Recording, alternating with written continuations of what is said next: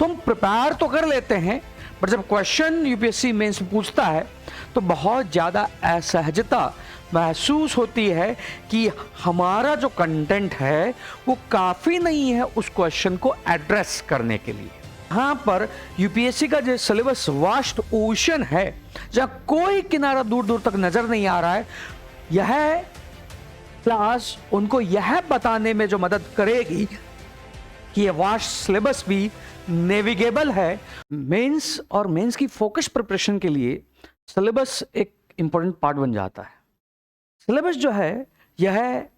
केवल यूपीएससी की तरफ से टॉपिक की लिस्टिंग नहीं है, अपितु आपकी तैयारी का एक पूरा माइंड मैप है, तैयारी का एक रोड मैप है जो आपको गलती करने से बचाता है। और यह सिलेबस है जो आपको शॉर्ट नोट्स बनाने, आपकी आंसर राइटिंग को इम्प्रूव करने, क्या लीव करना है, क्या पढ़ना है, कैसे टॉपिक्स जो हैं उनमें वैल्यू एडिशन करना है, इसमें मदद करता है। और सिलेबस जो है वह यह भी जब हम उसकी कोर गहराई से अध्ययन करते हैं तो पता लगता है कि सिलेबस एक आइसोलेशन जो है टॉपिक नहीं है कि सोसाइटी का सिलेबस केवल सोसाइटी का सिलेबस है,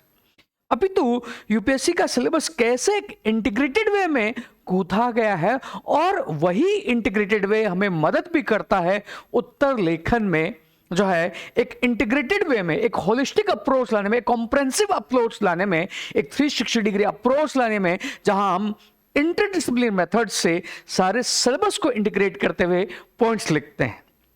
पॉइंट्स लिखते ही नहीं है, अपितु हमें वो पॉइंट्स की डाइवर्सिटी और डाइवर्सिफिकेशन लाने में जो है क्या करता है, मदद करता है। और आंसर राइटिंग सीखने के लिए सबसे कोर जो पार्ट है जिसको देखना है वह है आपका सिलेबस। सिलेबस जो है आपका रॉड ब्लॉक है, आपका एक रोड मैप है यूपीएससी में आंसर राइटिंग करने के लिए, जो आपको यह बताता है कि आपको केवल इंफॉर्मेशन कलेक्ट नहीं करनी है, आप एक राइट वे में, एक राइट डायरेक्शन में कैसे तैयारी कर सकते हैं। तो इसी थीम में हम आज देखते हैं इंडियन सोसाइटी का सिलेबस क्या है, उसके माइक्रो थीम्स क्या है प्रीवियस ईयर क्वेश्चन को लेकर। उन प्रीवियस ईयर क्वेश्चन को लेकर जो है हम कैसे वैल्यूएशन कर सकते हैं और उसी में जो है कैसे जो है हमें अपनी ग्रूमिंग करनी है, जो द कवर ग्रूमिंग करवाता भी है धीरे धीरे एक जो है लो स्टेज की जो आंसर राइटिंग है उसको एक हाई स्टेज में कन्वर्ट करने के लिए। तो अगर हम यूपीएससी के सिलेबस की बात करें सोसाइटी में, तो सोसाइटी में जो मेन थीम है, ब्रॉड थीम, वो यूनिट आपकी 6, 7 और 8 है। यूनिट 6 जो है वहां पर salient features of Indian society and diversity. Unit 7 जो है वह women, population, poverty and urbanisation के संदर्भ में है। यूनिट 8 जो है वो वैश्वीकरण, ग्लोबलाइजेशन एंड उसका इफेक्ट इंडियन सोसाइटी पर। और फिर यूनिट 9 जो है वह है social empowerment, communalism, regionalism, secularism पर। अब ये ब्रॉड टॉपिक्स तो हमें पता है, बट इन ब्रॉड टॉपिक्स को हम केवल अगर ब्रॉड टॉपिक्स की नजर से देखें तो हम प्रिपेयर तो कर लेते हैं, बट जब क्वेश्चन यूपीएससी मेंस में पूछता है तो बहुत ज्यादा असहजता महसूस होती है कि हमारा जो कंटेंट है वो काफी नहीं है उस क्वेश्चन को एड्रेस करने के लिए। और वैसे भी कोई भी कंटेंट काफी नहीं होता है, बट हमारे पास जो है वो सफिशिएंट भी होता है अगर हमने प्रीवियस ईयर क्वेश्चन को देखकर माइक्रो लिस्टिंग तैयार की है और हमें तैयार करवाई गई है, और हम उसको फिर जब अप्लाई करते हैं तो वह कंटेंट भी क्या हो जाता है, सफिशिएंट हो जाता है। तो इसी कड़ी में हम देखते हैं वो माइक्रो थीम्स क्या है और कैसे हमें वो तैयार करना है, या हम जो है द कोर आईएएस वो तैयार कैसे करवाते हैं ताकि आपको जो है आसानी हो। और यह जो है जो सेल्फ स्टडी कर रहे हैं उनको भी एक गाइडेड वे में जो है मदद करेगा, और जो विभिन्न क्लासेस कक्षाओं की या मेंटोरशिप की सहायता ले रहे हैं उनको भी जो है एक फोकस्ड वे में तैयारी करने में मदद करेगा, जहां पर यूपीएससी का जो सिलेबस वास्ट ओशन है, जहां कोई किनारा दूर दूर तक नजर नहीं आ रहा है, यह क्लास उनको यह बताने में जो मदद करेगी कि ये वास्ट सिलेबस भी नेविगेबल है, अगर हम सिलेबस को प्रीवियस ईयर क्वेश्चन की नजर से, उन प्रीवियस ईयर क्वेश्चन के थ्रू माइक्रो थीम्स अगर हम तैयार करते हैं तो आसानी से इस सिलेबस को हम नेविगेट कर सकते हैं। तो यहां पर हम salient features of Indian society की बात करें तो पहला जो यहां पार्ट है, इसमें डाइवर्सिटी इन कल्चर पर क्वेश्चन है, कास्ट सिस्टम पर क्वेश्चन है, कास्ट सिस्टम के साथ ट्राइब्स, शेड्यूल ट्राइब्स पर क्वेश्चन है, फैमिली, मैरिज एंड किनशिप। ये यहां पर जो है 4 ब्रॉड थीम है, जहां पर डाइवर्सिटी इन कल्चर जो है 9 क्वेश्चन पूछे आज तक यूपीएससी ने 2013 से 2025 तक, कास्ट सिस्टम पर around 4 question, tribe schedule tribes पर around 6 question, family, marriage and kinship पर अराउंड 5 क्वेश्चन यूपीएससी ने पूछे। अब इसमें अगर हम बात करें कल्चरल थीम्स की, जो कल्चर यूपीएससी का टॉपिक है, तो यहां पर कल्चरल थीम्स में उसका मेन है कल्चर क्या है। अब जब हम सेल्फ स्टडी या हम बुक्स के थ्रू तैयार करते हैं और लगता है यूपीएससी कंटेंट काफी नहीं है, वो हमारा जो कंटेंट है बेसिक कंटेंट, तो एक्चुअल में हमने उस कंटेंट को उस वे से तैयार नहीं कर रहे होते हैं जिस वे से यूपीएससी पूछ रहा होता है।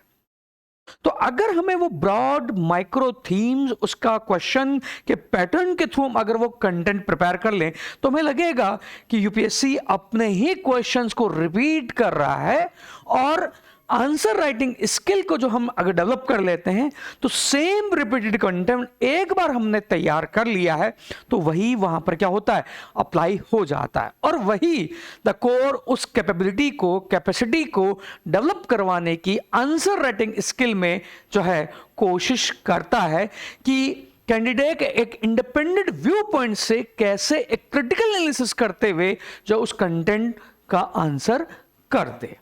तो इसमें जो थीम है कल्चर में,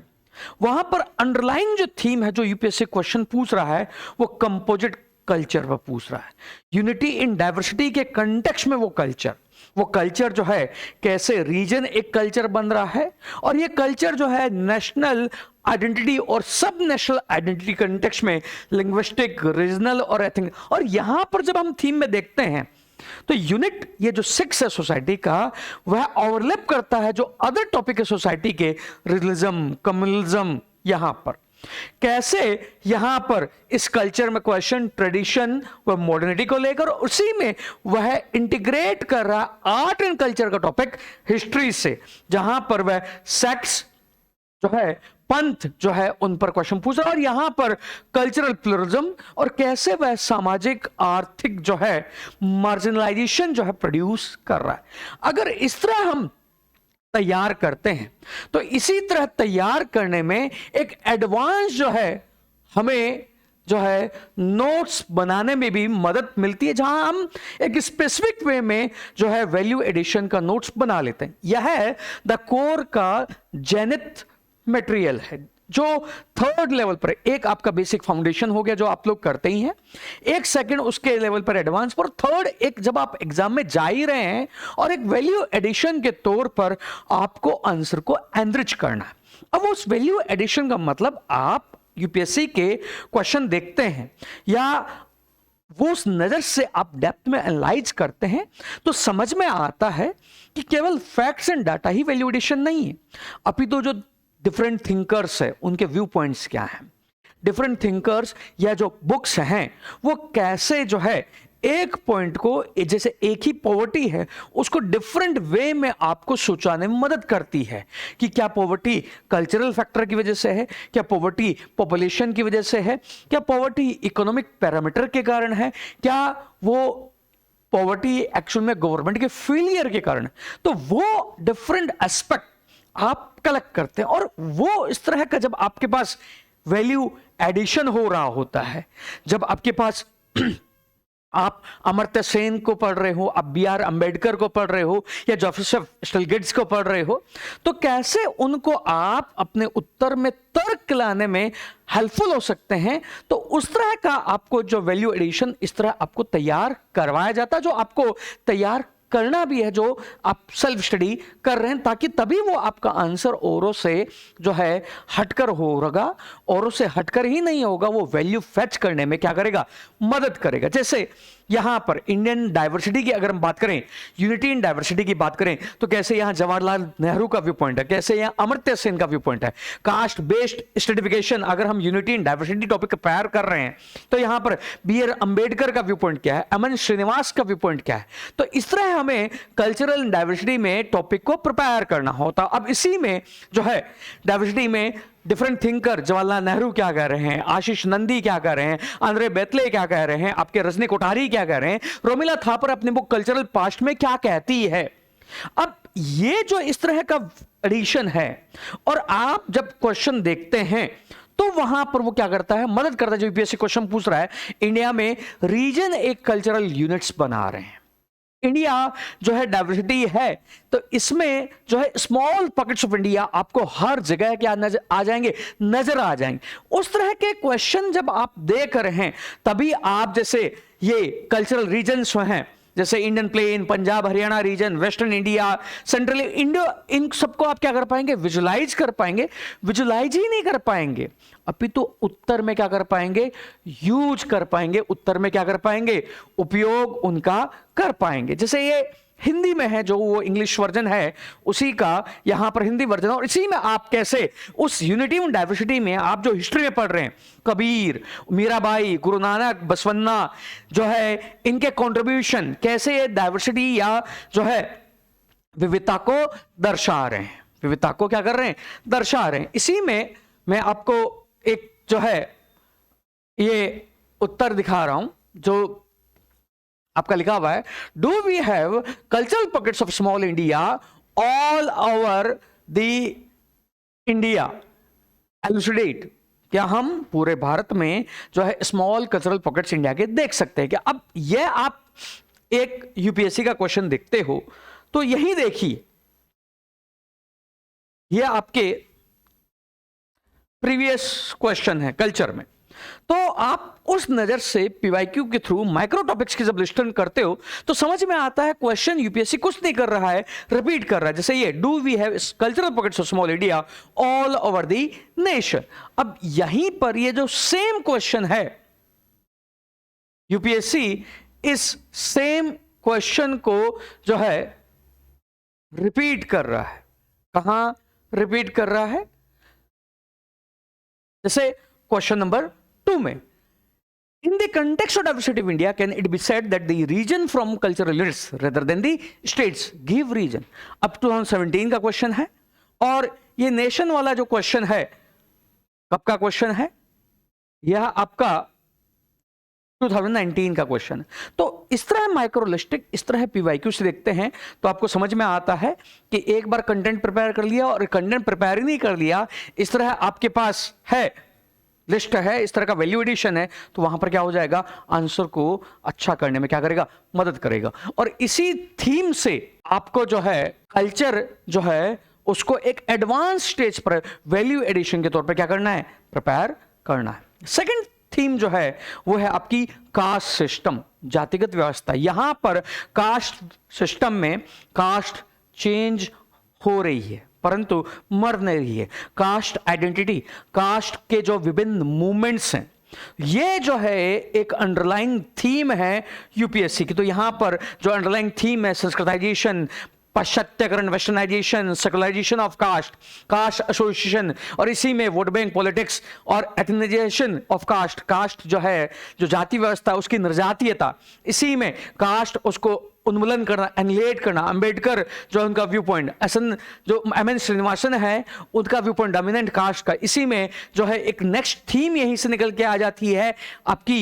मैरिज और फैमिली और किनशिप की, तो वहां पर एंडोगामी, रिचुअल हायरार्की, इन सब के पॉइंट, और इसी में आपका जो है इसी कास्ट सिस्टम में एक दलित और शोषण वाला पॉइंट। और जब ये आप देखते हैं, तभी आप जब न्यूज़पेपर में देखते हैं और इस इवोल्यूशन के थ्रू आप अपनी ग्रूमिंग करते, समझ में आता है कि TN Wilson, TM Shri Krishna या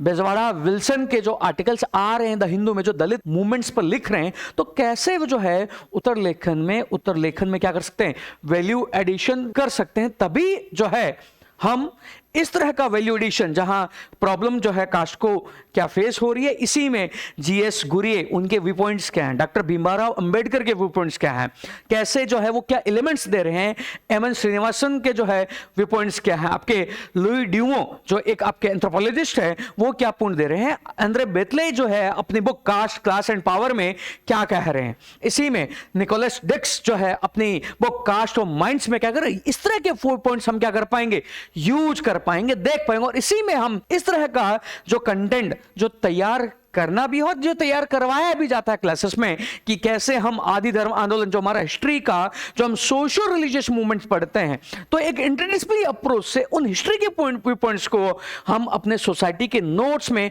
कैसे ला सकते हैं। सत्य शोधक समाज का, दलित पैंथर ग्रुप, आत्मसम्मान आंदोलन और अंबेडकरवादी आंदोलन, और इसी में ये सब आप कैसे यहां पर ला सकते हैं, और इसी में आपकी डिफरेंट जो है कमिटीज, डिफरेंट जो आपके पॉलिटिकल थिंकर, डिफरेंट जो सोशियोलॉजिकल थिंकर है, एंथ्रोपोलॉजिकल थिंकर्स हैं, वो क्या व्यू पॉइंट्स क्या कर रहे हैं यहां पर दे रहे हैं। तभी आप इन क्वेश्चन को देखकर जो है विभिन्न गवर्नमेंट की जो स्कीम्स हैं, विभिन्न जो गवर्नमेंट है, वह गवर्नमेंट इनके लिए जो है कास्ट को हटाने के लिए जो प्रोग्राम्स ला रही है, उसको हम क्या कर सकते हैं, उसको अपने नोट्स में वैल्यू एडिशन के तौर पर क्या कर सकते हैं, यूज कर सकते, बिकॉज अदरवाइज परेशानी होती है कि नोट्स में वैल्यू एडिशन कैसे करें, शॉर्ट नोट्स कैसे बनाएं। कई बार शॉर्ट नोट्स के लिए हम पूरा का पूरा बुक्स ही जो है उसको कर देते हैं, बट अगर हमें माइक्रो थीम्स और सिलेबस जो है पीवाईक्यू के थ्रू पता होगा, तो पिन पॉइंटेड हमारा क्या होगा, शॉर्ट नोट्स भी होगा। वो सिलेबस जो है उसकी यह अंडरस्टैंडिंग जो है हमें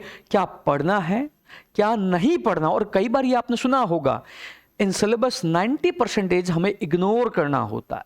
10% हमें पढ़ना होता है। वो 10% क्या पढ़ना है, वह सिलेबस की ये जो माइक्रो जो है थिंकिंग, यह आपको बताने में क्या करती है, मदद करती है। इसी में अब नेक्स्ट जो है माइक्रो थीम में आता है ट्राइब्स, शेड्यूल्ड ट्राइब्स। आपकी इसमें ट्राइब्स को हमने जो है इस ट्राइब शेड्यूल ट्राइब में, यहां पर शेड्यूल ट्राइब के कंटेक्स्ट में जो है शेड्यूल कास्ट और इसके कंटेक्स्ट में मैंने कास्ट सिस्टम देखा था। यहां पर जो है जो थीम है, वो यहां पर जो थीम है वो है शेड्यूल ट्राइब, उनके डेफिनेशन। इसी कंटेक्स्ट में एसटी और जो इसी तरह के मार्जिनलाइज जो पीपल है उनके कंपैरिजन में जो सिस्टम है, जैसे एसटी एससी के बीच में सेक्स रेशियो में डिफरेंस क्या है, या मेन स्ट्रीम का नॉलेज सिस्टम और जो आपका ट्रेडिशनल नॉलेज सिस्टम है ट्राइब्स का, उनमें डिफरेंस क्या है, या जो आपका ट्राइबल कम्युनिटीज हैं वो किन कैटेगरी में, एक उनको सिंगल कैटेगरी माना जा सकता है। अब इनके डेवलपमेंट जो है इसमें डिस्प्लेसमेंट, रिहेबिलिटेशन को लेकर ओपिनियंस क्या है, तब हम उस तरह के टॉपिक्स, तब हम उस तरह का कंटेंट क्या कर पाएंगे, तैयार कर पाएंगे। और तैयार वो करना जो है होता है, जो करवाया भी जाता है, बिकॉज अल्टीमेटली आंसर राइटिंग, जैसे मैंने पहले भी बताया था, एक इवोल्यूशन है, ये ग्रूमिंग है। यह ऐसा नहीं है कि we have read, we have written one answer और वो डेवलप हो गया। उसको धीरे धीरे इवॉल्व होने में टाइम लगता है, और धीरे धीरे जब वो इवॉल्व होती है तो हमारे वो पढ़ना कैसे है, जो पढ़ना है उसको डिफरेंट पर्सपेक्टिव से, डिफरेंट दृष्टिकोण से कैसे देखना है, वो शॉर्ट नोट्स बनाने में भी क्या करता है, मदद करता है। और इस तरह जो है इस थीम से आप जब इस तरह के जो है हायर, जिसको द कोर आईएएस जनित कंटेंट नाम देता है, जो एक्चुअल में एग्जाम मेंस का लिखने जा रहे हैं, जो है उनके लिए जो है प्रिपेयर किया गया है, और उनके लिए प्रिपेयर नहीं किया गया। अब फाउंडेशन में भी इस तरह का कंटेंट जब एक बार डेवलप हो जाता है तो दिया जाता है, तो उससे समझ में आता है कि एक्चुअल में नोट्स कैसे, शॉर्ट नोट्स बनाया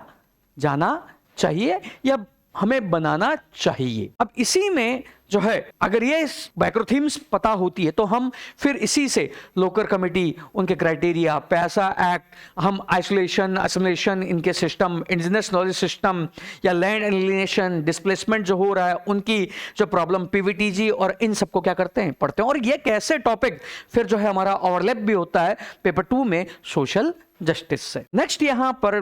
डाइवर्सिटी की जो थीम है वो है फैमिली, परिवार, विवाह और किनशिप सिस्टम। जहां फैमिली में वह है joint family versus nuclear family. अब इसी में फैमिली है तो डिफरेंट जो इवेंट्स हो रहे हैं आसपास, जैसे आपका कोविड, जैसे आपका वर्क फ्रॉम होम, जैसे आपका डिजिटलाइजेशन, तो इसमें चाइल्ड पर क्या असर पड़ रहा है, इसी में मैरिज पर क्या असर पड़ रहा है, इसी में ओल्ड एज और उनके साथ रिलेशनशिप, इन पर क्या असर पड़ रहा है। इस तरह की माइक्रो थीम्स है यहां पर। केवल यहां पर जॉइंट से हम न्यूक्लियर की तरफ जा रहे हैं, इस तरह के कंटेंट जो है फिर हमें समझ में आता है काफी नहीं होता। जब यूपीएससी क्वेश्चन पूछ रहा है, हमारा कंटेंट वहां मैच नहीं कर रहा है, तो एक्चुअल में समझ में आता है कि वो जो थीम उसने पूछी उस अकॉर्डिंग हमने देखा ही नहीं है। ये जो थीम पूछ रहा है वो अपनी ही थीम को रिपीट कैसे कर रहा है, यह माइक्रो सिलेबस की लिस्टिंग क्या करती है, मदद करती है। तो यहां पर जो थीम्स हैं जॉइंट फैमिली, न्यूक्लियर फैमिली की, फंक्शनलिटी की, मैरिज की, अब इसी में जो आपका सामाजिकरण है, सोशलाइजेशन है,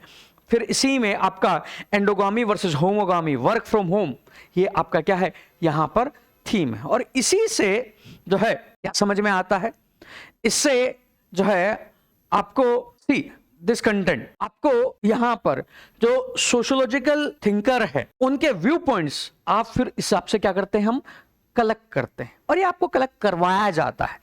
ताकि एक एनालिटिकल क्वेश्चन आ रहा तो कैसे आप इतने ज्यादा नहीं, एक या दो को याद करके आप अपने एक आर्गुमेंट पेश करते सकते हैं। जैसे एम शाह क्या कहते हैं, argued that joint family is not disappearing but adapting. अब आपने क्वेश्चन पूछा है in India nuclear family are arriving and joint family are disappearing, खत्म हो रही है। तो यहां पर इस तरह का जो है आप कह सकते हो कि जॉइंट फैमिली खत्म नहीं हो रही है, अडप्ट हो रही है। जहां पहले वन छत के नीचे आपका जॉइंट सिस्टम था, अब इस कंटेक्स्ट में ठीक है वन छत के नीचे नहीं है, बट उनका क्या है, फंक्शनल रिलेशन है। जहां पर आज भी अगर एक फैमिली जो है बेटा बेटी अगर शहर में आ चुके, शादी करके बस चुके हैं, माता पिता अभी भी गांव में, तो फंक्शनल है। जैसे वहां से क्या आ रहा है, आपका डे टू डे रूटीन का सामान आ रहा है, खाने का सामान आ रहा है, रिचुअल के समय वो क्या हो रहे हैं, इकट्ठा हो रहे हैं। तो आप एक जनरलाइज रिपोर्ट लिखेंगे, जब इस तरह थिंकर को कोट करेंगे तो आपके आंसर को क्या करेगा, वो वैल्यू ऐड देगा। और अगर आपके पास इस तरह बहुत सारे हैं कि you have a many of such content, तो इसको आप डिफरेंट वे में जो है डायग्राम बनाकर पेश भी कर सकते, बिकॉज डायग्राम एक कोर नहीं है आंसर राइटिंग का, वो एक ऑफशूट है। जब आपके पास बहुत ज्यादा कंटेंट है या एक सिंप्लीफाइड वे में आप उसको प्रेजेंट करना चाहते हैं, और इसके डिफरेंट डिफरेंट मोड हो सकते हैं। जैसे ये आपका हब एंड स्पोक मॉडल है। अब इसी हब एंड स्पोक को आप डिफरेंट वे में जो है ड्राइव करके डायग्राम क्या कर सकते हैं, बना सकते हैं, जो उत्तर लेखन में हमें सीखना भी है और सिखाया भी जाता है। या इसी को आपने एक टाइमलाइन के जरिए दे दिया, पॉइंट्स लिखे और यहां से पॉइंट्स को क्या करके आपने वो पॉइंट्स लिख दिए। अब इसी में एक डायग्राम ऐसा भी हो सकता है कि आपने बनाया और उसका रिलेटिव सिग्निफिकेंस वगैरह क्या है, इस संदर्भ में आपने क्या दे दिया, डायग्राम बना दिए। तो वो डिफरेंट डिफरेंट क्या हो सकते हैं, मोड हो सकते हैं। या इसी हब एंड स्पोक का इस तरह का भी क्या हो सकता है, डायग्राम बन सकता है। और अगर इवोल्यूशन फॉर्म में आए तो इस इवोल्यूशन फॉर्म में भी लिखा जा सकता है। अब ये डायग्राम तभी बनेंगे जब एक कॉन्सेप्चुअल अंडरस्टैंडिंग है, जब उस तरह का आपके पास जो है शॉर्ट नोट्स तैयार है, जो आपको एंड मोमेंट पर क्या आ रहा है, एग्जाम में याद आ रहा है। आप केवल पहले जो है रटा रटाया उसको लिख कर क्या है वो रिप्रोड्यूस नहीं हो सकता। और वो अब जब आप 11 मिनट्स या 7 मिनट में एक्चुअल में बैठते तब ये क्या होता है, एक्चुअल में रियलाइज होता है। अदरवाइज हम केवल और केवल प्रेजेंटेशन पर काम कर रहे होते हैं, वैल्यू एडिशन तो कर रहे होते हैं, बट एग्जाम में क्या होता है, रिफ्लेक्ट नहीं होता है। तो ये सिलेबस की मैक्रो लिस्टिंग जो है, इस तरह है शॉर्ट नोट्स बनाने में, इस तरह है जो है आपका analytical I would say value addition, value enhancement या आप क्वालिटी एनरिचमेंट करने में क्या करती है, मदद करती है, जो द कोर के द्वारा करवाया भी जाता है। तो इसी में जो है आपका इस तरह बहुत सारी जो स्टडीज हैं यह आप क्या है कर सकते हैं, और ये आपको करना होता है, जो हमें करना भी है। तो यहां पर नेक्स्ट जो थीम है वो आपकी है यूनिट 7। यूनिट 7 जो है वो है रोल ऑफ वुमेन के संदर्भ में है, वुमेन के जो इश्यूज हैं, फिर पॉपुलेशन, पॉवर्टी एंड अर्बनाइजेशन। अब यहां पर केवल वुमेन पढ़ने से नहीं होगा, वुमेन की अगर हम माइक्रो लिस्टिंग करें तो उसमें समझ में आएगा कि क्या है। जैसे ये विभिन्न क्वेश्चंस हैं जो शॉर्ट्स में दिए हुए हैं, अब इनसे हमें थीम पता लगती है। थीम क्या है? यहां पर थीम है आपकी किसकी? पेट्रियार्की की, पितृसत्तात्मक समाज की, सन मेटा प्रेफरेंस की, डोवरी की, मिसिंग वुमेन, जिसमें अमर्त्य सेन क्या कहते हैं, इसी में जो आपके वुमेन मूवमेंट्स हैं, जो वेव्स आई है वुमेन मूवमेंट्स की, फेमिनिज्म। अब इसी में जो है आप में से कई लोग होंगे वुमेन तैयार कर लिया, बट क्वेश्चंस और सिलेबस को हम बारीकी से देखते हैं तो पता लगता है वुमेन मूवमेंट्स, महिला जो आंदोलन, वो तो तैयार ही नहीं हुए हैं। अब इसमें इंटरनेशनल मूवमेंट, नेशनल मूवमेंट जो इंडिया में है, अब इसमें स्वतंत्रता से पहले, स्वतंत्रता के बाद, और ये थीम जो है अब आप इसको हिस्ट्री के नजर से देखेंगे तो यूपीएससी ने स्वतंत्रता से पहले, प्री इंडिपेंडेंस वुमेन कंट्रीब्यूशन जो पूछे वो कहीं ना कहीं इस थीम का क्या हो जाता है, पार्ट हो जाता है। बट जब हमारी इंटरडिसिप्लिनरी अप्रोच नहीं है देखने की तो हम उसको आइसोलेटेड वे में क्या करने लगते हैं, देखने लगते हैं। और जब ये होगा, हम वुमेन मूवमेंट्स देखेंगे तो उसी में हम जो है क्या करेंगे, तब हम जो है विभिन्न जो नारीवाद आंदोलन है, प्रथम लहर क्या थी, द्वितीय लहर क्या थी, तृतीय लहर क्या थी, इनको क्या करेंगे, देखेंगे। और इसी में हम जो विभिन्न नारीवादी आंदोलन है, फेमिनिस्ट मूवमेंट्स हैं, तो उनका जो है क्या चरण है, क्या उनकी मांगे हैं और उनके इंपैक्ट्स क्या हैं, उनको क्या करेंगे, देखेंगे। और उसको देखने से हमें यह भी लगेगा अगर हमने हिस्ट्री में कुछ पढ़ा है, उस हिस्ट्री के पॉइंट्स को हम कहां सोसाइटी में क्या कर पा रहे, यूज कर पा रहे। यह जो है माइक्रो थीम क्या कर रही है, मदद कर रही है। इसी में जो है आपका फेमिनाइजेशन ऑफ एग्रीकल्चर और पॉवर्टी का क्या, फेमिनाइजेशन, महिलाकरण, इसी में गिग इकोनॉमी। अब इसी में नेक्स्ट फ्यूचर के जो पॉइंट्स हो सकते हैं, एल्गोरिथमिक मैनेजमेंट, और इन सबको लेते हुए फ्लेक्सिबल नैरेटिव पर, फिर इसी में mental health, body image, structural जो स्ट्रेस है, मैरिटल जो आपका दबाव बढ़ रहा है, इसी में gender equality index, GII, GDI, ये जो मेजरमेंट फ्रेमवर्क है उसको हम क्या करेंगे, हमें तैयार करवाना है और उसके अकॉर्डिंग हमें क्या करने, शॉर्ट नोट्स। तो यह जो है आपकी क्या है, माइक्रो लिस्टिंग है इस लेवल पर। अब ऐसे ही पॉपुलेशन एंड डेमोग्राफी है। पॉपुलेशन डेमोग्राफी में केवल और केवल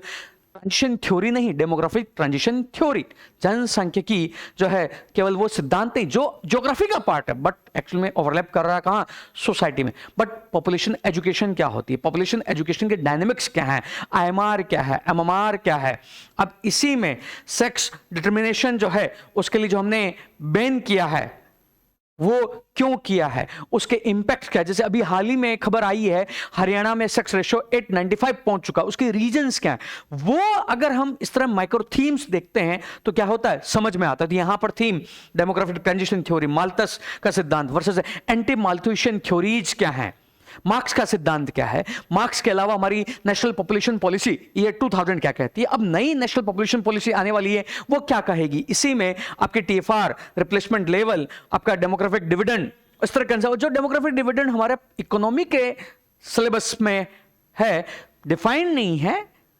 एक्सप्लिसिट नहीं है, बट क्वेश्चन पूछे जा रहे हैं तो कैसे यहां पर वो पार्ट है। पॉपुलेशन एजुकेशन, इसी में फैमिली प्लानिंग, वेसेक्टोमी, ट्यूबेक्टोमी, इन सब के कंसेप्ट, फिर इसी में चाइल्ड मैरिज, सेक्स एजुकेशन, और इसी में जो स्पेशल डेमोग्राफी है, कैसे ये डेमोग्राफी का क्या है बसाव, जिस पर यूपीएससी ने जो है क्वेश्चन 2025 में पूछा, पॉपुलेशन डिस्ट्रीब्यूशन, डेंसिटी और गंगा रिवर बेसिन पर ज्योग्राफी और सोसाइटी को क्या करवा रहा है, कनेक्ट करवा रहा है। तो इसमें जो बिकॉज जब हम इस तरह क्वेश्चन देखते हैं तो लगता है कंटेंट काफी नहीं है, बट कंटेंट को अगर हमने माइक्रो सिलेबस पीवाईक्यू की थीम को ब्रेक करके अगर किया है तो समझ में आता है कि हमें चीजों में इंफॉर्मेशन नहीं डालनी, उस इंफॉर्मेशन को क्या करना है, कनेक्ट करना है, हमारे व्यू पॉइंट्स को क्या करना है, हमें कनेक्ट करना है। तब हम इस पॉपुलेशन के जो टॉपिक्स हैं, तब हम पॉपुलेशन के लिए जो है हमारी पॉपुलेशन का डाटा, ये सब अपने वैल्यू एडिशन के तौर पर अपने नोट्स में लेके आएंगे, और नोट्स में लाया जाता है, दिलवाया भी जाता है, करवाया भी जाता है, फोर्स किया जाता है कि आप उस अकॉर्डिंग कंटेंट जो है हम वैल्यू एडिशन के तौर पर देते भी है। तो कुछ जो है ओरिजिनल बुक्स जो है जिससे एक्चुअल में थिंकिंग बनती है, जैसे आपका खुल्लड़ जो जियोग्राफी की बुक है, या आपका आरसी तिवारी, ये पढ़ने को कहा जाता है बिकॉज उनसे आपका एक क्या बनता है, थीम बनता है, जो द कोर है इसके आंसर राइटिंग फाउंडेशन क्लासेस में होता है। तो इसी में आपका प्रजनन क्षमता और इसके डाटा, साक्षरता और लैंगिक अंतर इस कंटेक्स्ट में डाटा, तो यह आप हमें क्या करना है, प्रिपेयर करना हो। इसी जो है अगर आप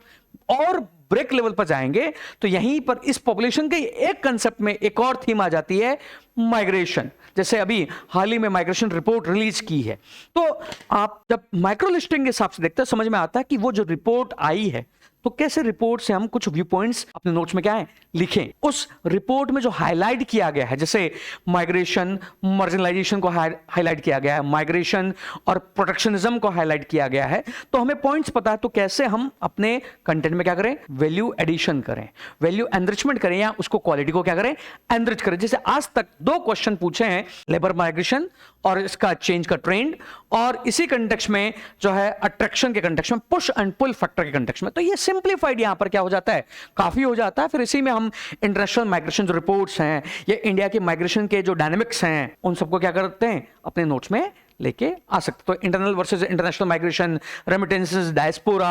आपका डिजिटल माइग्रेशन, जैसे डायस्पोरा है सोसाइटी का टॉपिक है, बट यही डायस्पोरा पेपर 2 में हमारा कनेक्ट है। अब डायस्पोरा केवल वेस्टर्न डायस्पोरा नहीं है, डायस्पोरा आपका साउथ ईस्ट एशिया का डायस्पोरा, मलेशिया, इंडोनेशिया, जहां पर यूपीएससी क्वेश्चन क्या कर रहा है, पूछ रहा है। तो ये इस तरह हमें माइक्रो थीम प्रिपेयर करनी होती। ये डॉक्यूमेंट जो है आपको द कोर आइस का जो टेलीग्राम चल रहा है, यहां से वहां पर आप डाउनलोड कर सकते हैं, हिंदी एंड इंग्लिश बोथ में आपको क्या हो जाएगा, अवेलेबल हो जाएगा। अब इसी में जो है, इसी थीम में आगे बढ़ते हुए हमारी क्या है, एक थीम पॉवर्टी। अब ये पॉवर्टी जो है अक्रॉस द टॉपिक है, paper 1, paper 2, paper 3 and even paper 4 में भी। अब यहां पर हम स्टिक रहते हैं पेपर 1 में, सोसाइटी में पॉवर्टी का डायनेमिक्स क्या है, पॉवर्टी पर जो है, जो किस तरह हमें माइक्रो टॉपिक्स देखने हैं, क्वेश्चंस देखने हैं, और उस हिसाब से अपने कंटेंट के लेवल को क्या करना है, बढ़ाना है। केवल पॉवर्टी के बारे में डाटा हमें कलेक्ट नहीं करना, कैसे हमें जो है हम यूएस की जो पॉवर्टी पर लैब है JPAL, उसका डाटा कलेक्ट कर सकते हैं, JPL को कैसे हम कनेक्ट या जो है आंसर में लिख सकते हैं, या एस्टर डफ्लो या अभिजीत बनर्जी उनके व्यू पॉइंट्स क्या हैं, अमर्त्य सेन उनके व्यू पॉइंट्स क्या हैं, जोसेफ स्टिल्गिट्स उनके व्यू पॉइंट्स क्या हैं, मेघनाद देसाई के व्यू पॉइंट्स क्या। तो इकोनॉमिक्स थिंकर को हम सोसाइटी में पॉवर्टी के कंटेक्स्ट में क्या है, कनेक्ट कर सकते हैं। तो यहां पर अगर हम थीम देखें, क्वेश्चंस हैं, यहां पर थीम है कैपेबिलिटी अप्रोच पर, मल्टी डायमेंशनल पॉवर्टी इंडेक्स पर, जो आपका वंचना का चक्कर है, साइकिल ऑफ डिप्रिवेशन है, सामाजिक जो बहिष्कार है, सोशल एक्सक्लूजन है, आइडेंटिटी बेस्ड जो पॉवर्टी है, पहचान आधारित। अब इसी में अर्बन पॉवर्टी के जो कंसेप्ट हैं, आपका गंदी बस्तियां, slum, ghettoization, gentrification, rights to city, यहां पर जो न्यूट्रिशनल ट्रांजिशन के कंसेप्ट है, आपके पोषण स्तर को, अल्ट्रा प्रोसेस्ड फूड्स को लेकर, लाइफस्टाइल डिजीज को लेकर, जो ट्रेड ऑफ है इकोलॉजी एंड लाइवलीहुड का, वो यहां पर क्या है, एक अंडरलाइंग थीम है। तब हम पॉवर्टी को केवल पुअर क्या है, पुअरिटी के रीजंस क्या है, इस पर अपने आप को लिमिट नहीं रखेंगे। हम उस पॉवर्टी को फिर मल्टी डायमेंशनल व्यू पॉइंट से क्या है, कवर करने की क्या करेंगे, कोशिश करेंगे, वो अपने कंटेंट में क्या है, लेके आएंगे, और वो कंटेंट में जो है कोर के द्वारा उस फोर्सफुल थिंकिंग को अडॉप्ट करवाया जाता है, अडॉप्ट करवाया जाए, और जो करना भी है, जो क्या है आपको करना है, धीरे धीरे इसमें क्या करना है, इवॉल्व होना है। तो यहां पर जैसे पॉवर्टी है, इस पॉवर्टी में कैसे किस तरह का वैल्यू एडिशन जो है हो सकता है। तो पॉवर्टी में जैसे आप जो है, पहला तो हो गया आपका डाटा, इसको तो आप वैल्यू एडिशन मानते ही हैं, बट ये तो एक पार्ट एंड पार्सल है। अब इसी में जो डिफरेंट व्यूज हैं, अभिजीत बनर्जी, एस्टर डफ्लो का जो उनकी बुक है द पुअर इकोनॉमिक्स, उनके व्यू पॉइंट्स क्या हैं, किस तरह वो जो रेंडमाइज्ड ट्रायल्स को यूज कर रहे हैं, या उनके जो इसी में फिर आपके क्या हैं, वो क्या पॉलिसी पॉवर्टी को हटाने के लिए अपने आइडियाज देते हैं। जेफरी शेश अपनी book the end of poverty में क्या कहते हैं, हिंदी इंग्लिश बोथ दोनों में है जनित का ये कंटेंट, और इसके लिए जो है we will take the classes as well, ताकि वो समझ में आए कि कैसे एक्चुअल में वैल्यू एडिशन होना चाहिए। तो एक मैं बस आपको एक ओवरव्यू आपको ये दिखा रहा हूं, जोसेफ स्टिल्गिट्स इनके व्यू पॉइंट्स क्या हैं, तो ये आप कैसे वहां पर अपने डायनेमिक्स को क्या है, इंटीग्रेट कर सकते हैं। इसी में पॉवर्टी और पॉवर्टी के कंटेक्स्ट में अर्बनाइजेशन का डाटा, जिसे अर्बनाइजेशन एक थीम भी है, ये अर्बनाइजेशन को लेकर पॉवर्टी के कंटेक्स्ट में डाटा है, air pollution, water supply, solid waste, इन सब के कंटेक्स्ट में यह है डाटा, जैसे आप कलेक्ट करेंगे। फिर इसी में डिफरेंट आपके बहुत सारे थिंकर हैं, AR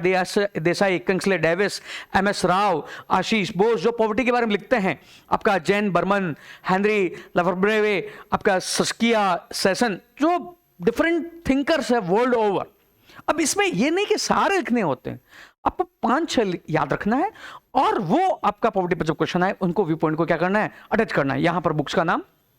इसमें जो है कॉन्सिक्वेंस और इसका जो है आपको रिजल्ट दिखाया गया है, और जो ये थर्ड है यहां पर आपका कोर पर्सपेक्टिव जो है दिखाया गया, जिसको आप क्या कर सकते हैं, पॉवर्टी अर्बनाइजेशन कंटेक्स्ट में हमें यूज करना है, जो हमें सीखना है। तो यहां पर नेक्स्ट जो है थीम आपकी क्या है, कोर अर्बनाइजेशन ही है, शहरीकरण ही है। यहां पर जो थीम है स्पीडी अर्बनाइजेशन, तो उसकी वजह से प्रॉब्लम, अर्बनाइजेशन नहीं, स्पीडी अर्बनाइजेशन की वजह से समस्या। फिर socio economic implication IT industry और मेजर सिटीज में डेवलपमेंट, Tier 2 और Tier 3 जो है, इसमें न्यू मिडिल क्लास का राइज और कंटेक्स्ट में आपका जो कंजम्पशन कल्चर। तो इसी में जो है, जब ये माइक्रो थीम्स हम देख लेते हैं क्वेश्चंस के थ्रू, हम जब माइक्रो थीम्स पता लगा देते हैं कि हमें ओवर अर्बनाइजेशन जो है देखना है, हमें अर्बन विलेज पैराडॉक्स देखना है, पेरी अर्बन ट्रांजिशन देखना है, आईटी रिलेटेड ग्रोथ, इससे gated communities, real estate booms, cultural homogenisation कैसे हो रहा है, न्यू मिडिल क्लास, उसका मतलब क्या, वो कैसे कंजम्पशन, एस्पिरेशन, आइडेंटिटी पॉलिटिक्स, और इसी पर हम फिर स्मार्ट सिटी, अमृत, अर्बन गवर्नेंस, इन सबके कंसेप्ट, या इसी के थ्रू हम क्या करते हैं, जब इस तरह देखा तो हम वैल्यू एडिशन के तौर पर इस तरह का कंटेंट आपको प्रिपेयर करवाया जाता है कि कैसे आप जो है एक टॉपिक और इस तरह आप बहुत सारा लिस्टिंग कर लो, जिसको क्वेश्चन आए तो आपको क्या करें, आप बम्बारमेंट कर सको। बिकॉज 7 मिनट्स 11 मिनट्स में इस माइंड की ट्रेनिंग होना बहुत जरूरी है, क्योंकि बहुत फास्ट वे में आपको वो पॉइंट्स क्या आ रहे हैं, याद आ रहे हैं, और वही द कोर के थ्रू जो है वो इवॉल्व करा जाए। तो शुरू में 15-20 मिनट टाइम लग रहा है एक ही क्वेश्चन को सोचने में, उसी को कैसे 7 सेकंड में हमें कन्वर्ट करना है, जैसे 1 सेकंड में डिमांड समझ में आ जाए, 2-3 सेकंड में पॉइंट्स जो डालने वो रेंडमली आ जाए, फिर उन जो रेंडम पॉइंट्स को हम स्ट्रक्चर्ड करके क्या कर सके, आंसर में लिख सके। ऑल्दो थीम जो है हमारी माइक्रो सिलेबस लिस्टिंग है, बट ये माइक्रो सिलेबस की लिस्टिंग भी हम इसलिए कर रहे हैं ताकि हमारा जो कोर पर्पज है, अच्छा आंसर लिखना, वो कर सके। इसलिए हमें इस तरह माइक्रो सिलेबस को क्या करना है, तैयार करना है। अब इसी में हमारा नेक्स्ट टॉपिक जो है वो सिलेबस में unit 8 effects of globalisation Indian society. अब यह केवल ग्लोबलाइजेशन इफेक्ट्स देके छोड़ दिया गया है। अब जब माइक्रो लिस्टिंग करता हूं, हमें समझ आता है ग्लोबलाइजेशन इंडियन सोसाइटी, तो ग्लोबलाइजेशन इंडियन सोसाइटी पे कौन कौन से एस्पेक्ट पर क्वेश्चन पूछे जा रहे हैं, जहां पर हमें क्या करना है, सिलेबस हमें तैयार करना है, या जो भी हमें पढ़ा रहा है या हम सेल्फ स्टडी कर रहे हैं उसको हमें क्या करना है, तैयार करना है। तो यहां पर जो है कल्चरल होमोजेनाइजेशन, अब हाइब्रिडाइजेशन, तो ये कैसे ग्लोबलाइजेशन आपके अगेन यूनिट 6 जो है diversity, unity in diversity, culture, वहां पर कैसे कनेक्ट होकर क्वेश्चन पूछे जा रहे हैं। ऐसे LPG एरा और इसके कंटेक्स्ट में जो सोशियोलॉजिकल आफ्टर इफेक्ट्स जो प्रोड्यूस हुए हैं, उत्पादित हुए हैं, मैकडोनलाइजेशन या कोको कॉलोनाइजेशन, अब इसी में केक वेव, पॉप कल्चर, आपका cultural soft power, vulnerable groups, elderly, women, tribal, informal worker, अब इसी में आपका crypto, AI, ChatGPT, Claude, platform economy, data collection, ये सब ग्लोबलाइजेशन, तो कैसे इंडियन सोसाइटी पर इंपैक्ट, जैसे क्रिप्टो पर यूपीएससी ने क्वेश्चन पूछा है। अब इसी में जो आप साइंस में जो है NFT पढ़ते हैं, नॉन फंजिबल टोकन, तो कैसे वो क्रिप्टो जब पूछ चुका है तो क्वेश्चन, तो आपका ये माइक्रो लिस्टिंग आपको फोरकास्ट करने में मदद करती है कि क्या फ्यूचर में क्वेश्चन हो सकता है, जो है हमें क्लासेस में सीखना भी है। फिर एनवायरमेंटल कोस्ट ग्लोबलाइजेशन का, अब इसी में D growth versus green growth, तो यह है इस तरह, तो इसी अकॉर्डिंग जो है हम वर्ड्स भी कलेक्ट करते हैं, जैसे मैकडोनलाइजेशन का, कोको कॉलोनाइजेशन का, या के वेव कल्चर का। तो ये जो है लिस्टिंग का क्या है, होल पर्पज, और लिस्टिंग का पर्पज नहीं है, उस लिस्टिंग का पर्पज किसके लिए, आपका आंसर राइटिंग के लिए। अब यूनिट जो 9 है वो है social empowerment, communalism, regionalism, secularism. अब इसमें मैं आपको सबसे पहले बताऊं, सोशल एम्पावरमेंट पे हम चलते हैं। अब इस सोशल एम्पावरमेंट में जो है सिंपल यहां पर क्वेश्चन क्या है, सोशल एम्पावरमेंट, और इसमें क्वेश्चन BBB मॉडल, CSR पर, रीजनल डाइवर्सिटी को लेकर, रिजर्वेशन को लेकर, अब इसी में creamy layer, sub categorisation, vertical horizontal quotas, article 14, 16, 46 जो आपके पॉलिटी के टॉपिक्स है वहां पर क्वेश्चन। अब इस सोशल एम्पावरमेंट के लिए डिफरेंट अप्रोचेज क्या है, तो उस तरह का जो है हम क्या करें,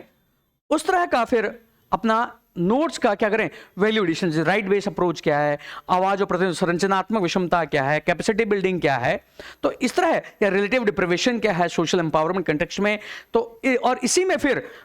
इंडिया जो है इस तरह कौन कौन सी स्ट्रेटजी बना रहा है एम्पावरमेंट की, तो ये हम सारी क्या करें, शॉर्ट नोट्स बनाएं, शॉर्ट नोट्स को क्या करें, तैयार करें। तो ये जो है माइक्रो सिलेबस की अंडरस्टैंडिंग और वैल्यू एडिशन, शॉर्ट नोट्स, और हमें पढ़ना क्या है, लीव क्या करना है, ये क्या करता है, आपको उसको बनाने में क्या करता है, मदद करता है। और जो बनवाना भी है, जो आपको अल्टीमेटली आप कैसा भी वर्क कर रहे हैं, कहीं भी वर्क कर रहे हैं, आपको वो डेवलप करना ही है, वो आपको विकसित करना ही है, यह जो हमें करना है। अब इसमें आपका नेक्स्ट जो थीम है रीजनलिज्म। अब जब आप शक्तिवाद पढ़ेंगे तो यहां पर रीजनलिज्म और रीजनलिज्म के जो है डिफरेंट ड्राइवर्स क्या हैं, डिफरेंट जो है स्टेट की डिमांड बढ़ रही है, रीजन्स की डिमांड बढ़ रही है, वो क्यों बढ़ रही है, लिंग्विस्टिक स्टेट, और इससे फिर हम अपना पोस्ट इंडिपेंडेंस कैसे कनेक्ट करें, जेवीपी कमेटी आपका 1956 जो एक्ट आया है वो उसको कैसे कनेक्ट करें, फिर इसी में रीजनलिज्म और आपका राइजिंग जो कल्चरल असर्टिवनेस है, और इसी में सिविल सर्विस इथो जो यूपीएससी ने नेशनल कॉन्शियसनेस के कंटेक्स्ट में क्या किया है क्वेश्चन, तो यहां पर हमें पॉजिटिव रीजनलिज्म, आपका सेशनिस्ट मूवमेंट, अब इसी में state reorganisation commission, son of soil movement, all India services, और इसी में जब इस तरह का है तो इस तरह का डायग्राम कैसे जब कहीं भी आ रहा है, जब हम देख रहे हैं उसे हम क्या करें, अपने नोट्स में लेके आए। जैसे ये आपका रीजनलिज्म के संदर्भ में, 1 मिनट, ये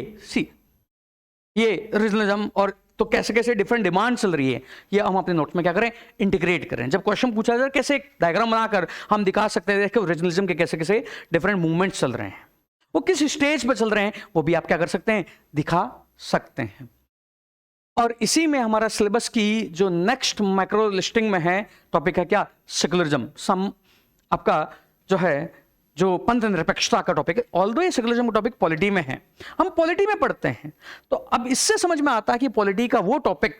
जो है हम कैसे सोसाइटी में लेके आए। तो यहां पर क्वेश्चन, इंडिया की डिबेट सेकुलरिज्म की, वेस्टर्न डिबेट, इंडियन कंसेप्ट क्या है, वेस्टर्न कंसेप्ट क्या है, और इसी में सेकुलरिज्म पर है तो कल्चरल प्रैक्टिसेस को चैलेंज किया सेकुलरिज्म के नाम पर। अब इसी में जब समझ में आता, तो अभी जब हम इस बार एग्जाम देंगे या अगले साल देंगे, तो एक डॉक्ट्रीन न्यूज में चल रहा है, doctrine of essential religious practices, तो वो कैसे यहां पर हम सोसाइटी में इंटीग्रेट कर सकते हैं। अगर ये हम आर्टिकल्स भी पढ़ रहे हैं तो वो क्यों हमें पढ़ना है, तो ये माइक्रो लिस्टिंग हमें यह भी, वाई हमें कोई भी टॉपिक क्यों पढ़ना है और कितना पढ़ना है, ये जानने में क्या करती है, मदद करती है। इसी में टॉलरेंस, असिमिलेशन, प्लुरलिज्म, ये सब क्या की कंसेप्ट। तो यहां पर जो थीम है वेस्टर्न और इंडियन जो सेकुलरिज्म की थीम है, जो हमारा सर्वधर्म संभाव की थीम है, यूनिफॉर्म सिविल कोड, प्लुरलिज्म और आपका मल्टीकल्चरल, ये थीम क्या करना है, तैयार। अब इसी में सिलेबस में आपका कम्युनलिज्म, अब ये कम्युनलिज्म में जो है, कम्युनलिज्म जो है यहां पर थीम क्या है, यहां पर कैसे हम जैसे हिस्ट्री पढ़ते हैं तो बिपिन चंद्रा जब पढ़ते हैं तो बिपिन चंद्रा का जो इंडियन फ्रीडम स्ट्रगल पढ़ते हैं तो कम्युनलिज्म का वहां चैप्टर है, 3 चैप्टर वहां दिए हुए हैं। तो क्यों वो चैप्टर, चलो हिस्ट्री में नहीं पूछेगा, तो जब हमें कम्युनलिज्म का क्वेश्चंस पता है, क्वेश्चन हम माइक्रो सिलेबस में देखते हैं, तब लगता है कि वो थीम हम क्या है अपने आंसर में लेके आ सकते हैं। तो वो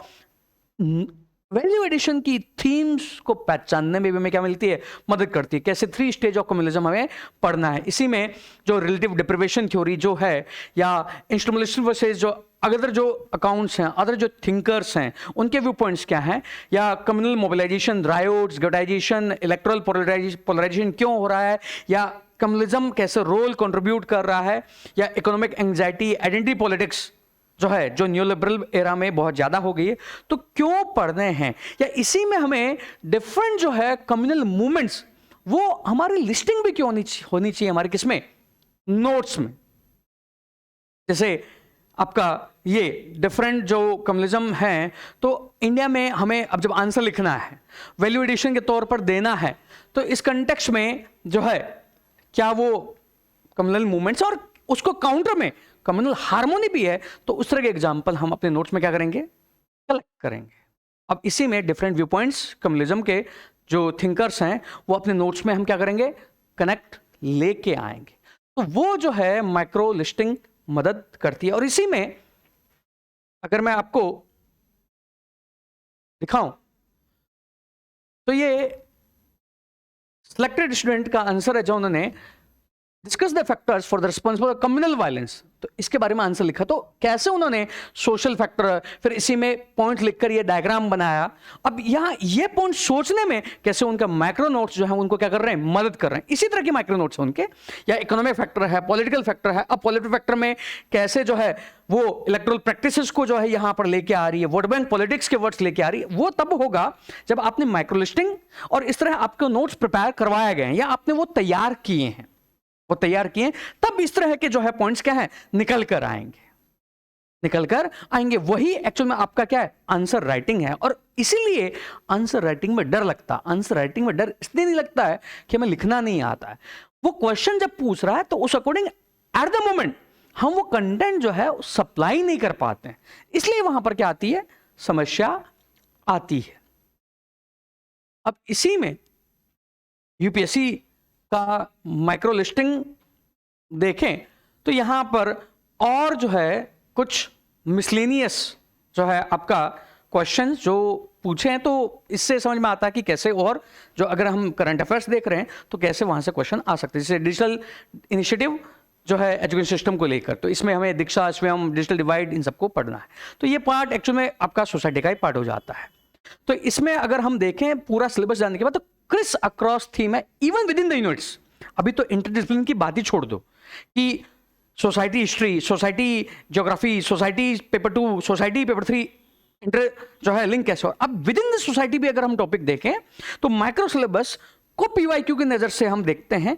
उसको हम आंसर राइटिंग की नजर से देखते हैं, या इस तरह देखते हैं कि हमें आंसर राइटिंग लर्व करनी है। तो समझ में आता है कि कैसे ये जो आइडेंटिटी एसर्शन, ये थिंकिंग रिपीट हो रही है, ट्रेडिशन वर्सेस मॉडर्निटी की थिंकिंग रिपीट हो रही है, इनइक्वालिटी वर्सेस मार्जिनलाइजेशन, हास्यकरण जो है, असमानता और हास्यकरण, उनकी थीम रिपीट हो रही है, ग्लोबलाइजेशन और इसके डिफरेंट इंपैक्ट जो है वुमेन पर, एल्डरली, कल्चर, यहां पर यूनिट ऑफ 7 और 8 कैसे वो रिपीट हो रही है, कैसे अर्बनाइजेशन जो है,